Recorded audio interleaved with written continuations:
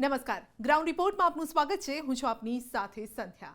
બોટાદની મધ્યે મધુ અને ઉતાવળી નદીના કાંઠે એક ચમત્કારિક મંદિર આવેલું છે, જે નવહથ્થા હનુમાનજી મંદિર તરીકે પ્રખ્યાત છે। કહેવાય છે કે દાદાની આ મૂર્તિની ગણતરી કરવા જાઓ તો અટવાઈ જાઓ। મૂર્તિને એક તરફથી ગણો તો 8 હાથ થાય અને બીજી તરફથી ગણો તો 9 હાથ થાય। આ સાથે જ કયા કયા ચમત્કાર બતાવે છે આ દાદા, જુઓ આ રિપોર્ટમાં।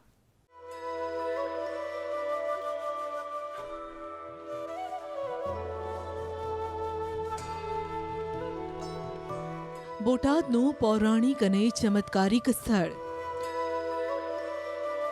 અહીં જ થયું હતું હનુમાનજી અને શનિદેવનું યુદ્ધ। અહીં આવો તો ગમે તેવી સાડાસાતી પણ ઉતરી જાય। દાદાની મૂર્તિનો ચમત્કાર એવો કે તમે ગણતરી ભૂલી જાઓ।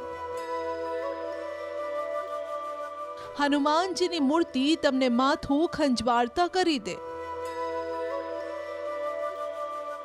એક બાજુથી ગણતરી કરો તો 8 હાથ અને બીજી બાજુથી ગણતરી કરો તો 9 હાથની ગણતરી થાય।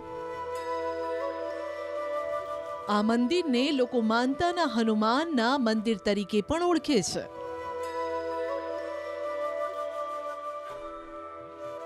રહસ્ય અને ચમત્કારથી ભરેલી આ દુનિયામાં એવી ઘણી જગ્યા છે જ્યાં જાઓ તો વિચારમાં પડી જાઓ કે આ કેવી રીતે શક્ય હશે। આવી જ એક જગ્યા જ્યાં લોકો ટેકવે છે માથું। નદી અને ખેતરોની વચ્ચે નાની ડુંગરી પર બિરાજ્યા છે હનુમાન દાદા।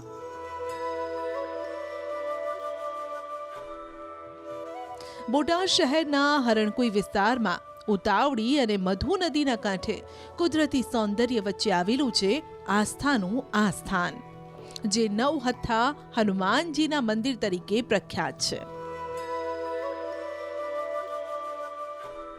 કહેવાય છે કે અહીં હજારો વર્ષ પહેલા હનુમાનજી સ્વયંભૂ પ્રગટ થયા હતા। સ્વયંભૂ હનુમાનજી મહારાજ છે તે નવથા હનુમાનજી મહારાજ પ્રગટ થયા હતા। એક બાજુથી ગણતરી કરીએ તો 8 હાથ થાય છે અને બીજી બાજુથી ગણતરી કરીએ તો 9 હાથ થાય છે, જેથી નવથા હનુમાનજી મંદિરનું નામ પડ્યું છે। આ સ્થળ ઐતિહાસિક હોવાની વાત સાથે એ પણ વાત થાય છે કે આ સ્થળે શનિદેવ અને હનુમાનજીનું યુદ્ધ થયું હતું। હનુમાનજીની પ્રતિમાને એક બાજુથી ગણતરી કરો તો 8 હાથ થાય અને બીજી બાજુથી ગણતરી કરો તો 9 હાથ થાય છે, જેથી આ મંદિર નવહથ્થા હનુમાન તરીકે પ્રખ્યાત છે। અહીં હનુમાનજીની મૂર્તિ બેઠક અવસ્થામાં છે, ફક્ત તમે તેમનો ચહેરો જોઈ શકો છો। કહેવાય છે કે આ સ્થળે શનિદેવ અને હનુમાનજીનું યુદ્ધ થયું હતું, માટે અહીં શનિદેવને પણ બિરાજિત કરાયા છે, જે એક નાની બખોલમાં બિરાજ્યા છે। જો કે તેને લઈને પણ એક ખાસ વાત જોડાયેલી છે। આ નવહથ્થા હનુમાન દાદા છે, એને એક બાજુમાં માપવા જાઓ તમે તો એ 8 હાથ થાય અને બીજી બાજુમાં 9 હાથ થાય। એ એની આજના તારીખમાં ચમત્કારિક આ મૂર્તિ અહીંયા સ્વયંભૂ મૂર્તિ છે।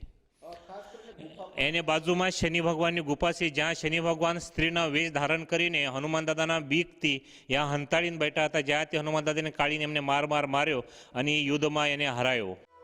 સ્ત્રી વેશ ધારણ કરી શનિદેવ ગુફામાં સંતાઈ ગયા હોવાથી તેમને એ જગ્યા પર સ્થાપિત કરાયા છે।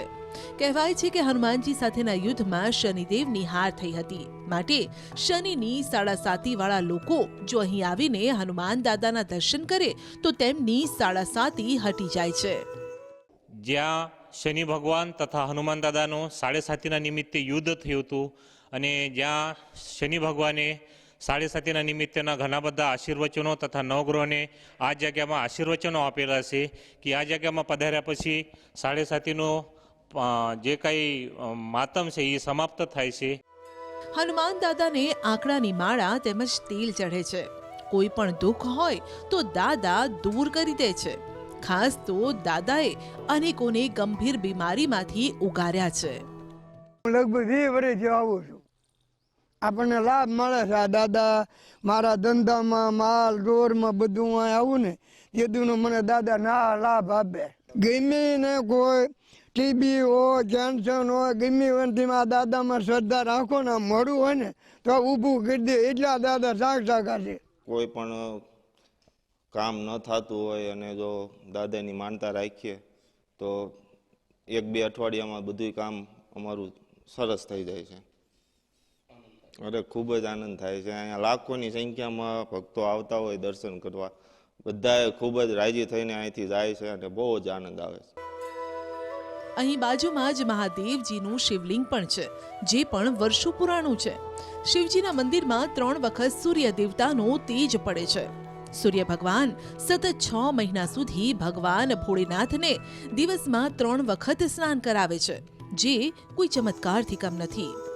કુદરતી સૌંદર્યની વચ્ચે આવેલા આસ્થાના ધામની વાત કરીએ તો 100 વર્ષ પહેલા ભાવનગરના મહારાજાએ 9 હથ્થા હનુમાનજી મંદિરનો જીર્ણોદ્ધાર કર્યો હતો.